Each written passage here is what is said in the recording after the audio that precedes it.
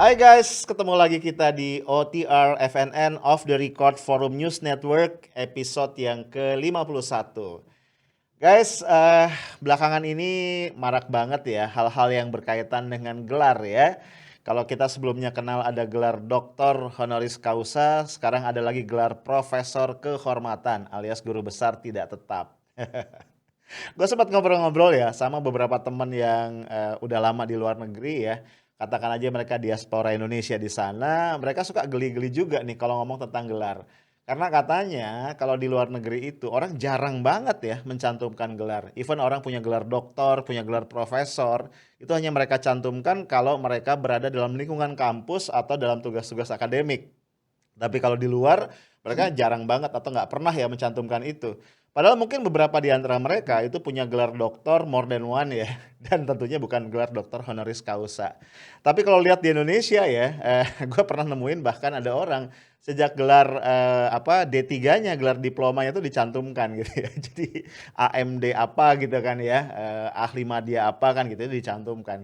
Gak tahu juga ya, mungkin karena di Indonesia gelar masih sesuatu yang dahsyat luar biasa dan berpengaruh ya, termasuk kalau lo lagi cari jodoh kali ya.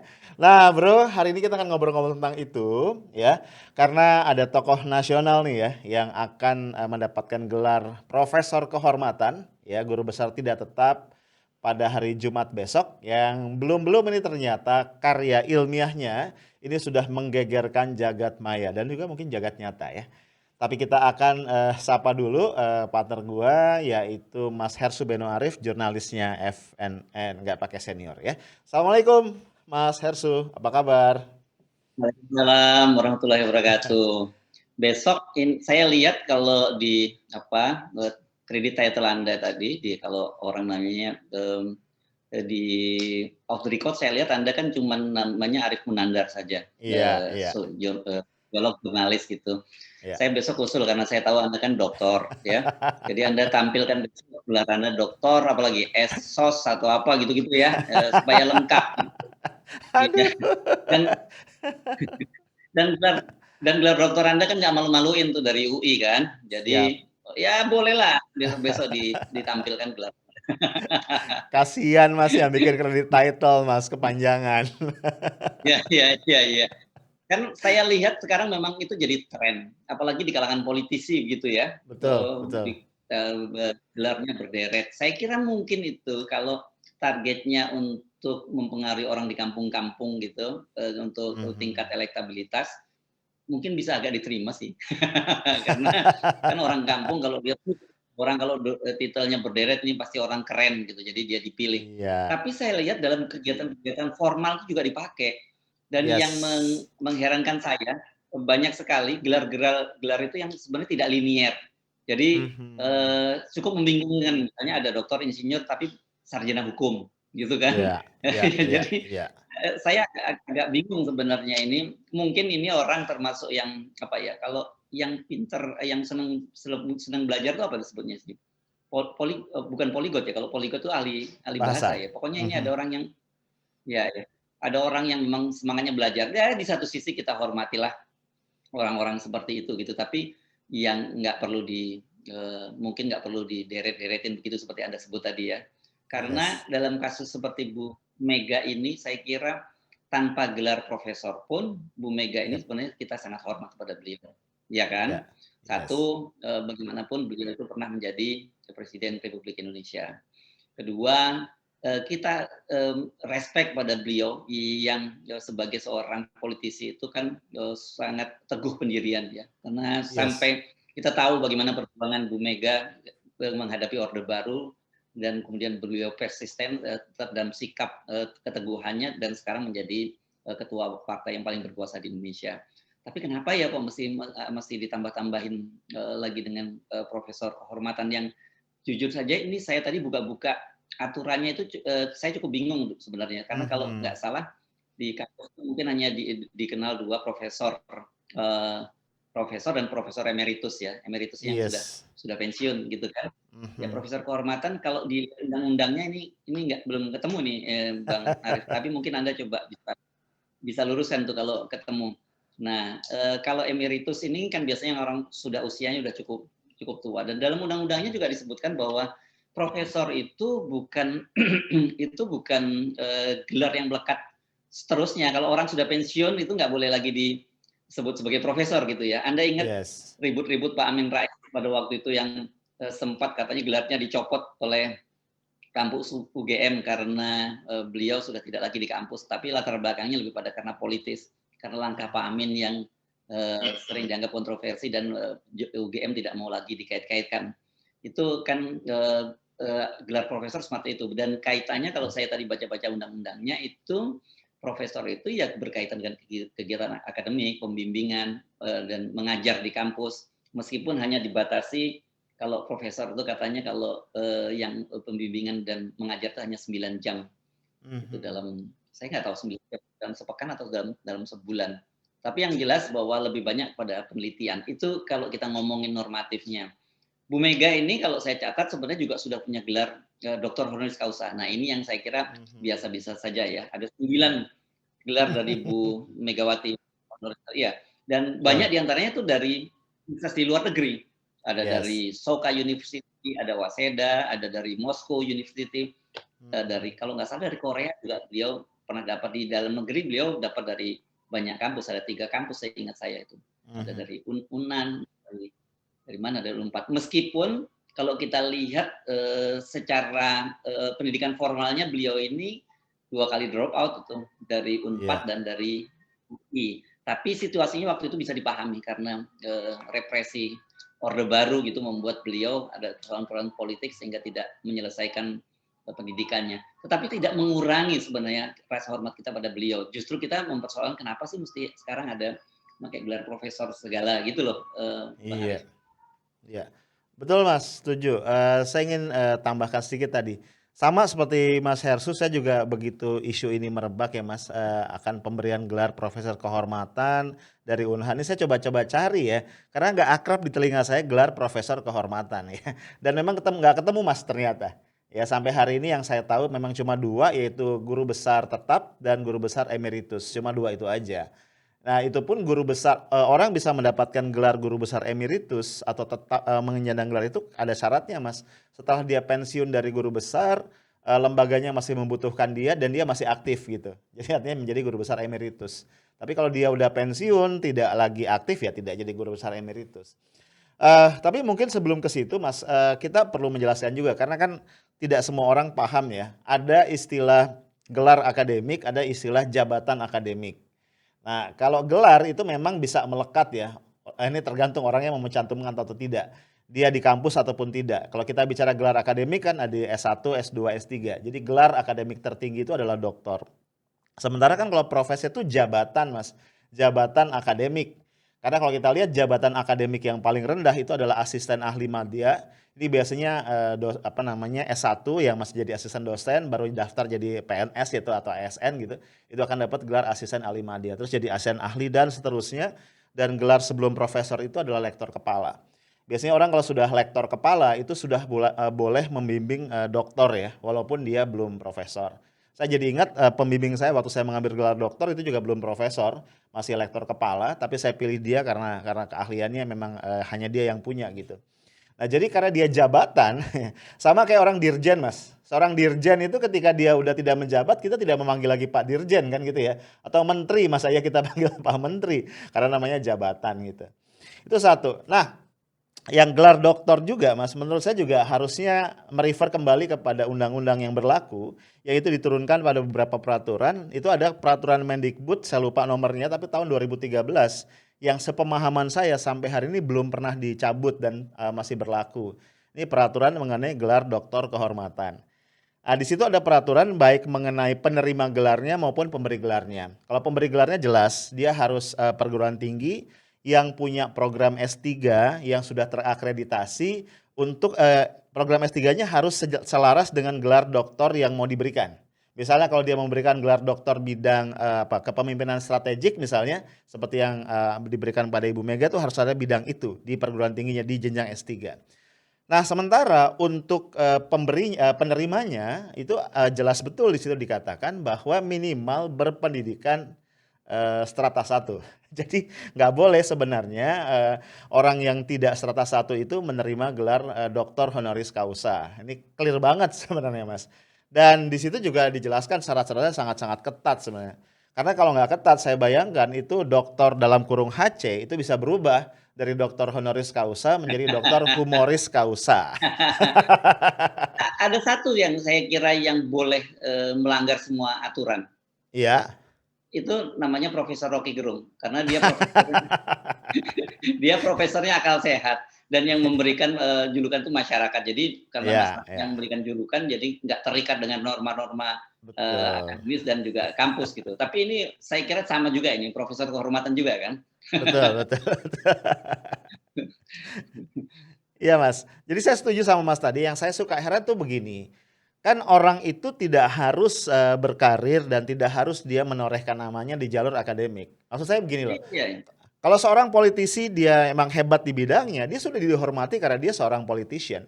Kalau betul. seorang olahragawan hebat, ya sudahlah, dia hebat di bidang itu gitu loh. Mhm. Eee, kenapa juga ya semua orang tuh harus ditempel-tempeli dengan dengan Iya. gelar-gelar Mhm. akademik. Itu yang menurut saya, ada problem ya secara sosiologis, secara psikologis dalam masyarakat kita.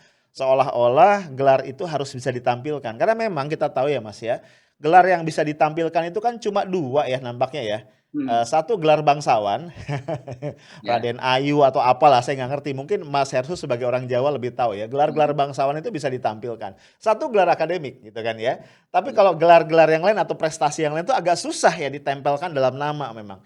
Itu yang Mhm. menyebabkan kemudian akhirnya orang mencari-cari. Tapi kan kemudian persoalan kita adalah ini yang mungkin jarang dipahami oleh banyak orang. Di situ kemudian ada relasi-relasi yang bisa jadi tidak sehat ya antara kampus sebagai pemberi gelar dengan birokrat, dengan penguasa, dengan pebisnis dan lain-lain.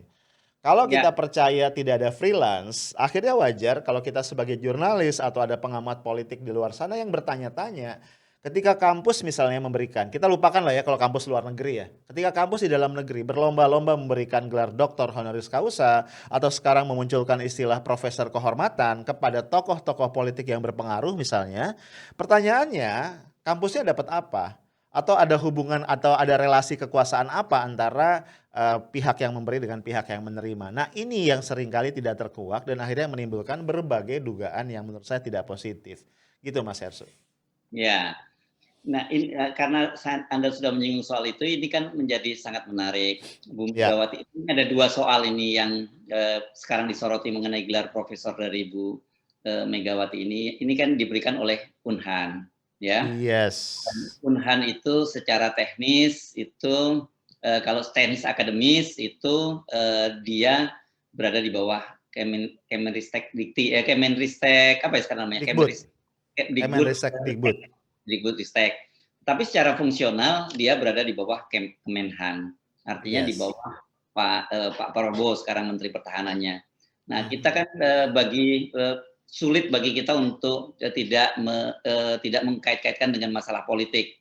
Betul. Karena baru saja kemarin Pak Prabowo baru membangun sebuah patung untuk Bung Karno di Menhan bersamaan dengan peringatan hari lahirnya Bung Karno itu tanggal Iya. 6 Juni. Jadi baru beberapa hari yang lalu.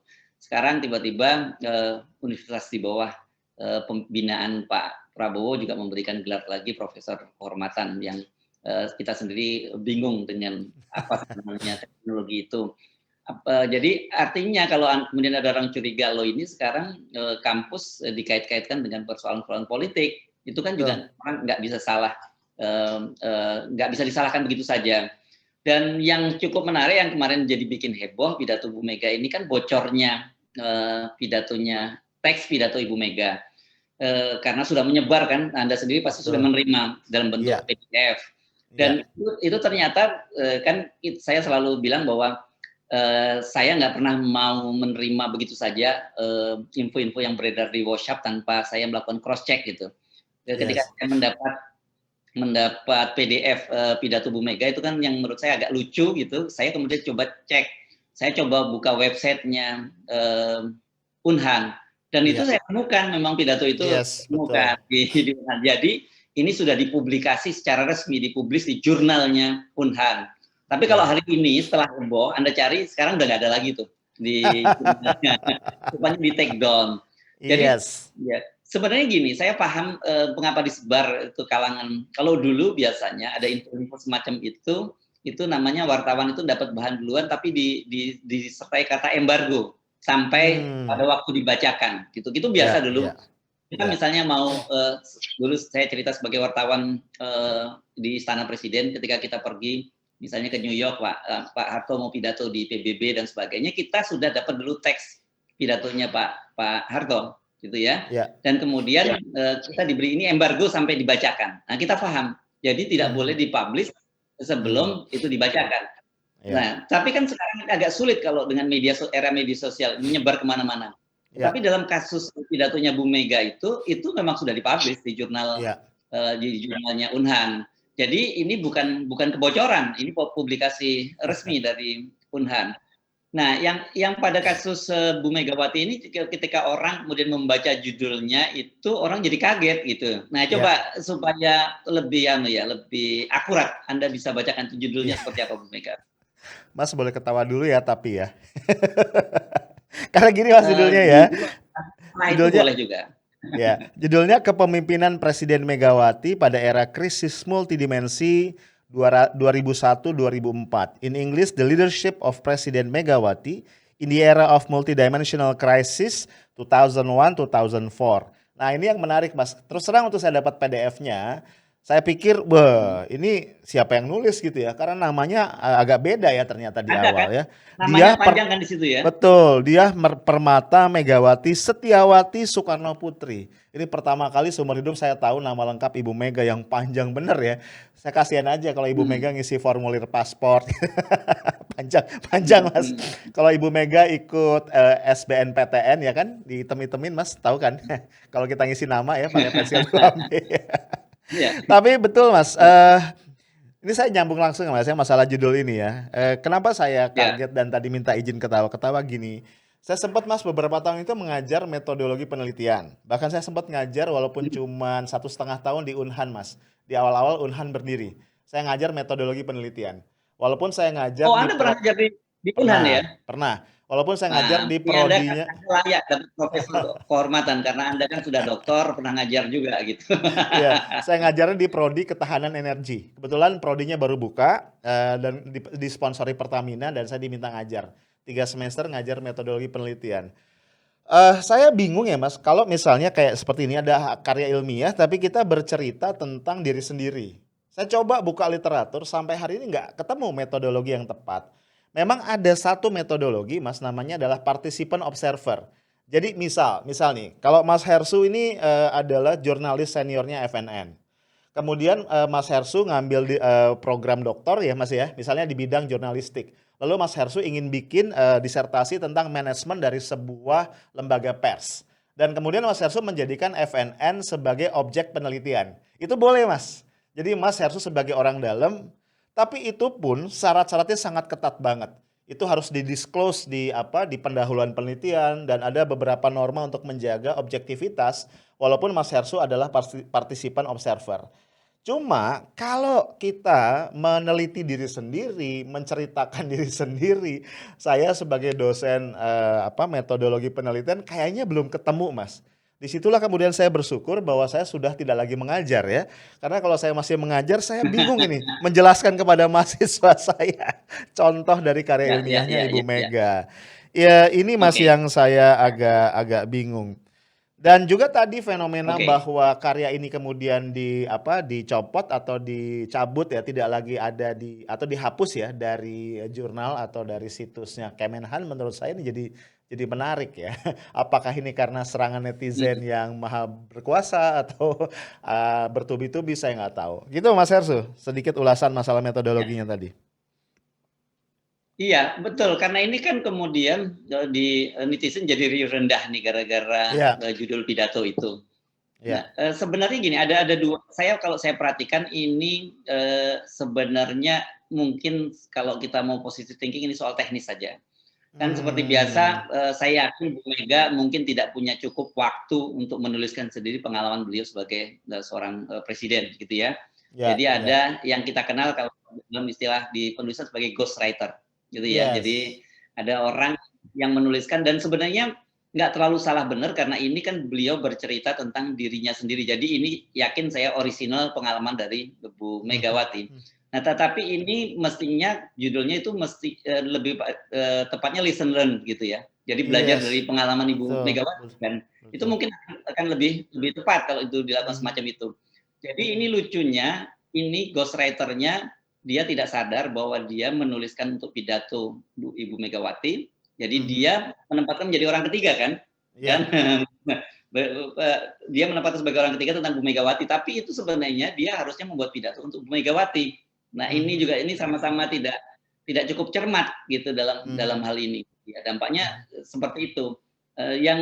Dan yang berikutnya yang menurut saya mesti kita kita cermati adalah pengalaman dari Ibu Megawati pada tahun 2001 2004 itu jadi disebut jadi multi dimensi ya, kritis iya, multidimensi ya. Itu pasti nanti kan orang kalau ada masa-masa di mana pasti kita juga akan kritis terhadap masa kepemerintahan Presiden Megawati. Ada catatan catatan kritis betul, karena ini menjadi karya ilmiah kan. Jadi betul, orang nanti juga boleh dong memaparkan fakta-fakta bagaimana kepemimpinan Ibu Megawati selama memimpin menjadi mhm, menjadi menjadi presiden. Ini jadi saya kira ketika Ibu Megawati sudah masuk ke wilayah akademis, jangan baper gitu para basernya, kemudian iya. marah-marah dianggap kita ini kritis. Ya kalau udah masuk wilayah akademis, mari kita berdebat secara akademis. Jadi mulai dari metodologi penelitiannya, mulai dari sesi teknik penulisannya, mulai dari sampai substansi dari persoalan Mhm, itu yang dibahas kan gitu, iya, Bang Arif. iya, betul, Mas. Saya jadi teringat ingin compare, Mas, walaupun mungkin tidak apple to apple ya. Tadi kan persoalannya adalah masalah perspektif dari penulisan ilmiahnya. Saya setuju dengan Mas Hersu. Sebenarnya kalau Ibu Mega ingin bercerita tentang lesson learn, itu tidak harus dipaksa-paksakan menjadi formatnya adalah hasil riset sebenarnya. Bu Mega bisa menulis memoir, Bu Mega bisa menulis tadi ya, lebih nadanya adalah lesson learn. Karena seingat saya Mas, itu ketika Ibu Nurhayati Subakat ya, owner dan founder dari Paragon, dari Wardah Kosmetik, itu mendapatkan doktor honoris causa dari ITB, itu juga dia bicara tentang dirinya dalam konteks sebagai founder dari Paragon, tapi dia bicaranya lesson learn, ya, lesson learn dari perjalanan bisnis ya, jatuh bangunnya Paragon, dan itu sah Mas. Kalau kita bicara lesson learn kan sangat subjektif kan. Saya sebagai orang yang melakukan, saya melakukan ini, dan ini lesson learn-nya. Ya, setuju boleh, nggak setuju nggak apa-apa, karena namanya lesson learn. Dan tidak diformat dalam bentuk hasil riset yang gimana-gimana. Kalau ini kan penuh footnotes dan lain-lain. Ada teman saya, dosen di UI, yang kebetulan juga mengajar metodologi itu iseng banget mas, agak jahat memang. Yuk kita uji yuk gitu ya katanya. Kita tanya nih Ibu Mega tentang footnote-footnote tadi. Saya bilang waduh berat. Nah satu lagi yang jadi catatan saya ingin bacakan ini agak panjang ya. Ini yang jadi persoalan nanti, yang tadi Mas Hersu katakan bisa didebat rame-rame ya. Ini masalah kesimpulan Mas. Ini saya baca di bagian agak ujung dari karya ilmiah Ibu Mega. Walaupun dalam masa pemerintahan yang relatif singkat, kepemimpinan Presiden Megawati Soekarno Putri berhasil mengatasi Nah, sebagian besar krisis multidimensi yang dihadapi Indonesia saat itu. Salah satu ya, kontribusi penelitian ini adalah ya, mengeksplisitkan aspek-aspek yang melatar belakangi pengambilan keputusan strategis pada era 2001-2004 yang diharapkan bisa berguna bagi perkembangan ilmu pengetahuan dan saran praktis dalam rangka proses penyusunan perencanaan dan kebijakan strategis pembangunan, baik tataran satu negara maupun global. Jadi ini sudah menarik satu kesimpulan dari rentetan ya, argumentasi-argumentasi ilmiah. Dan menurut saya ini yang ya, agak berbahaya ya. Ini ya, rentan ya, sekali menimbulkan perdebatan-perdebatan. Gitu Mas. ya. Dan tadi kan dari kalimat itu jelas itu orang ketiga kan yang menuliskan kan. Jadi Betul, bukan betul. Ibu Megawati. Yes, Nah, yes. ini kalau ada yang iseng juga, ini mempersoalkan nanti saya nggak tahu ini jenisnya plagiarisme atau apa gitu karena karena itu orang mengakui karya tulis orang lain sebagai karya ilmiahnya kan begitu jadinya Mhm, ya. mhm, Kalau mhm. kalau kalau itu Betul, sampai betul. disimpulkan semacam itu, saya kira ini berbahaya. Ini Yes. saya yakin masih ada waktu. Ini hari Rabu, jadi waktunya masih ada 2 hari. Pasti Mhm. aku yakin saya pasti akan direvisi itu. Mereka kerja keras untuk merevisi dari judul, termasuk yang kesimpulan yang Anda baca tadi gitu. Iya, Jadi iya. ini clear bahwa ini memang ada orang yang menuliskan untuk Ibu Megawati. Dalam kasus ini sebenarnya Mhm. tidak salah. Kalau Mhm. kalau kalau ada orang yang menuliskan, tapi harus dengan bahasa Ibu Megawati, gitu ya, Betul, bukan betul. bahasa orang ketiga. Nah, itu yang Betul. kita sebut sebagai lesson learned gitu. Yes. Meskipun kita tidak tahu apakah sebagai seorang profesor ada genre penulisan semacam itu gitu kalau dalam bahasa medianya. Yes. Iya Mas, saya saya setuju ya. Ini teman saya yang tadi Mas, saya lanjut sedikit, teman saya yang dosen penelitian itu mengatakan, kan saya tanya ya, iya sama saya tanya, ini emang boleh ya Mhm. nulis kayak begini? Dia bilang boleh sih kalau metodenya halusinasi, katanya begitu Mas. Kacau. Nah, nggak Dan boleh iya saja. ini teman saya Mas yang ngomong, teman saya loh ya. Ya, Dan ya, dia ya, ya, ya. dan dia Ya, mengatakan ya. begini, ini kalau Dan pakai ini pakai banyak pasti sekarang itu di kampus. betul, Bukan betul. hanya teman Anda, ini di Kalau kampus-kampus lagi riuh rendah. kalau Tapi pakai seperti bahasa biasa kan psikologi, kampus kita heeh. ini, ya, Ya Mas, kalau kampus pakai kita bahasa kan lagi heeh? apa, sekarang. Gimana? Silakan, silakan. Ya, kalau pakai bahasa psikologi kan ini tadi Mas menyinggung ini kan sebenarnya pakai bahasa orang ketiga ya Mas ya. Kan nggak lazim karena dia ngomong diri sendiri. Juga ini kalau pakai bahasa psikologi ini kayak split personality ya. Jadi dua pribadi dalam orang yang sama. Jadi yang satu ngomongin yang lain. Oke, Mas akhirnya Mas ini kalau kita lanjutkan, orang kan kemudian mengait-ngaitkan misalnya, ada juga orang yang cukup lanjut ya, itu mendapatkan gelar doktor di UI. Gelar doktor loh Mas, nggak sampai profesor kehormatan ya Mas. Misalnya kalau kita bahas itu Ibu Muriati Sudibyo. Ya, ada orang compare ya. Saya tahu. Ya, ya, ya, Betul ya ya, Mas ya. betul, betul. Ya, Bagaimana silakan. Ibu Muriati Ya, ini mengambil gelar doktor di Sekolah Manajemen Strategik di Fakultas Ekonomi dan Bisnis. Itu Bu ya, Muriati bener-bener datang kuliah Mas, bahwa dia didampingi asisten segala macam tuh urusan lain. Datang ya. kuliah, tepat waktu, hadir bimbingan, mencatat masukan dari pembimbingnya gitu ya. Kemudian datang Hmm. ketika revisi dan segala macam. Jadi orang akhirnya membanding-bandingkan seperti itu ya. Kemudian orang Ya, ya, bertanya, kemudian effortnya Bu Mega tuh seperti apa dalam konteks ini. Tapi saya lebih ya. khawatir lagi sebenarnya Mas pada marwah perguruan tinggi pada akhirnya gitu Mhm, ya. mhm. Kita kan juga kalau kita kaitkan, kita lagi bersedih banget ini Mas, karena, setelah, Times, Higher Education (THE), salah satu lembaga pemeringkat yang paling kredibel mengeluarkan peringkat-peringkat perguruan tinggi kita, tahun ini 2021 ternyata semuanya bukan melorot Mas, tapi terjun bebas, ya. Bahkan kalah jauh dengan perguruan tinggi di Malaysia, bahkan Filipina Mas, nggak pernah tuh kita kalah sama Filipina gitu ya. Nah saya khawatir ya, karena kalau kata Bang Riza Ramli ya, kita boleh setuju boleh enggak, salah satu pemicunya adalah karena memang perguruan tinggi itu sudah berselingkuh dengan kekuasaan. Sehingga tradisi ilmiah, tradisi kritisisme, penelitian-penelitian yang independen itu udah nggak ada lagi gitu ya. Semakin lemah lah. Akhirnya banyak riset, banyak produk-produk perguruan tinggi itu melayani pesanan dari kekuasaan. Bisa jadi termasuk di dalamnya adalah ini ya, pemberian gelar-gelar akademik yang diobral ya. Dan ini kita khawatirkan. Ya, ke depan kita bisa bayangkan kalau perguruan tinggi kita akhirnya semakin tidak punya martabat ya di dalam percaturan global. Gitu Mas Hersu.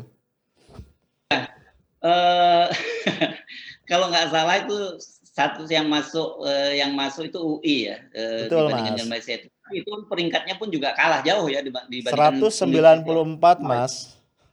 ya, 194. dibandingkan ya, Yang paling tinggi di Malaysia itu University of Malaya itu 49. Kemudian University wow, Teknologi Petronas 111. Bahkan ya, Universitas Kebangsaan Malaysia itu 130-an Mas. Jadi kita tuh jauh di bawah mereka. Saya ya, baru ya, ya, dengar ya, University apa namanya Teknologi Petronas itu masuk loh Mas. Tadinya nggak masuk gitu ya. iya, ITB iya, iya, Mas. cepat sekali gitu. Mhm, Betul, ITB ya, kebanggaan kita ya, tempat kuliahnya apa proklamator kita Bung Karno itu peringkat 313. Dan ini Asia loh Mas ya, bukan wow, dunia. Kalau dunia ya, itu ya, ya, UI itu terlempar di peringkat 801 sampai 1000. Ada di situ Mas peringkatnya. ya, ya, ya, ya. Nah, ya Aduh, ini sedih makanya saya.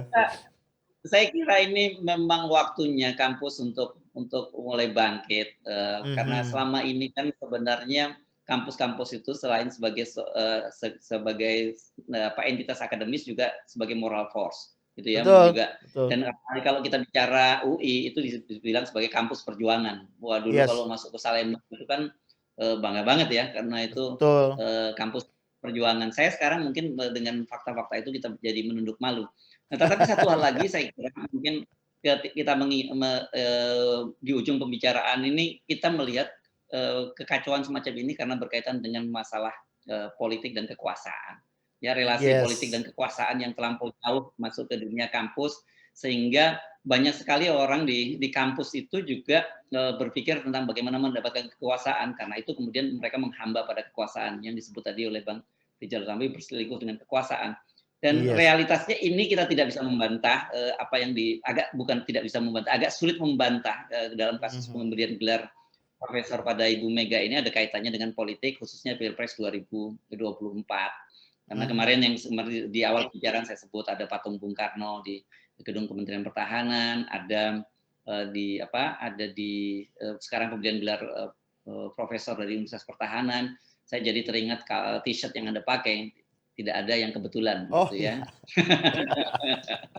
harusnya pakai yang itu Ya, ya, harusnya pakai yang itu. iya, salah salah kostum Anda gitu. Iya. Jadi ya pastilah semua ada orang akan menduga ada kaitannya itu. Tapi saya kira seperti saya sebut tadi masih ada waktu buat Bu Mega Mhm, untuk mhm. memperbaiki naskah pidatonya dan anggaplah kita ini apa kita sampaikan ini merupakan catatan-catatan untuk yang catatan positif gitu ya untuk Iya. memperbaiki tadi termasuk kesimpulan tadi. Jangan mengidupkan kesimpulan orang ketiga dong, langsung itu kesimpulannya. Misalnya Yes. begini, mungkin bahasanya akan lebih enak kalau dibilang dari pengalaman saya sebagai presiden selama Betul. 2001 sampai 2004, bangsa mungkin generasi muda kita bisa mengambil pelajaran, mengambil hikmah. Betul. Betul. Nah, seperti itu jauh. Itu Yes. kesannya juga lebih wise dan kita harus mengakui yes, Bu Megawati itu adalah salah satu pemimpin yang pernah menjadi presiden di Indonesia. Dan tugas kita itu kan sebenarnya untuk masa lalu itu selain kita evaluasi kelemahan dan kelebihannya, yang paling penting sebenarnya kalau kita mau positive thinking kita ambil dong pelajaran. Pasti ada dari pemimpin dengan segala kelemahannya, pemimpin seperti Bung Karno, pemimpin seperti Pak Harto, termasuk Ibu Megawati, Gus Dur, Pak SBY, pasti banyak hal yang bisa kita pelajari dari beliau-beliau Betul. itu. Beliau Iya. ya kan, orang bisa Yes. sampai posisi sebagai seorang presiden itu orang hebat. Tanpa Bu Mega menggunakan gelar doktor, tanpa Bu Mega menggunakan profesor, itu Bu Mega itu orang hebat. Salah satu orang hebat dan perempuan hebat bahkan di Indonesia karena Yes. sampai saat ini kan satu-satunya perempuan yang pernah jadi presiden kan Ibu Megawati. Itu Yes. Bang Arif. Betul, betul. Setuju, Mas Hersu. Baik. Oke guys, itu ujung pembicaraan gua, ngobrolan gua dengan Mas Hersu. Sorry ya kalau gua sama Mas Hersu banyak ketawa-ketawa tadi karena memang ini fenomena yang lucu dan bisa jadi ya hanya terjadi di Indonesia. Mari kita nikmati saja. So guys, kalau Ya, lu misalnya tidak berhasil karena satu dan lain hal yang meraih gelar akademik yang tinggi, don't ya, worry ya. Tetap ada peluang ya, untuk meraih gelar doktor honoris causa. Ah, bukan. Maksud gua berkarya sajalah di bidang lu masing-masing ya, karena tidak ya, harus semua orang punya gelar akademik ya. Dunia ini bukan cuma ya, butuh para akademisi. Apapun lu, kalau lu jadi politisi, jadilah politisi yang baik, yang amanah. Kalau jadi pengusaha, jadilah pengusaha yang profesional. Kalau lu jadi pegawai, jadilah pegawai yang juga jujur dan berprestasi. Dan kalau lu jadi akademisi, jadilah akademisi yang sesungguhnya. Jangan cuma majang gelar. Gue izin mengutip ya kata-kata dari Profesor Akal Sehat Rocky Gerung, katanya gelar itu atau ijazah itu adalah sekadar tanda bahwa orang pernah sekolah, tapi dia bukan tanda bahwa orang pernah berpikir. Katanya begitu ya. Kalau mau protes jangan nama gue. Betul gitu ya Mas Arsu ya? Rocky pernah ya, bilang ya, gitu ya, kan? ya, ya. Itu saya bisa bisa jadi perawinya kalau dalam hadis itu. Rawahul Betul. Dersubeno. Itu nangkep banget saya dulu ya. Saya merasa Ya. tertohok juga karena saya punya gelar ya. Itu aja Mhm. bro, kita ketemu lagi ya di episode-episode berikut. Stay tune di kanal ini. Intinya betapapun lucu dan kocaknya kita, jangan pernah berhenti mencintai Indonesia karena Indonesia punya lu, punya gua dan punya kita semua. Assalamualaikum warahmatullahi wabarakatuh. Waalaikumsalam warahmatullahi wabarakatuh.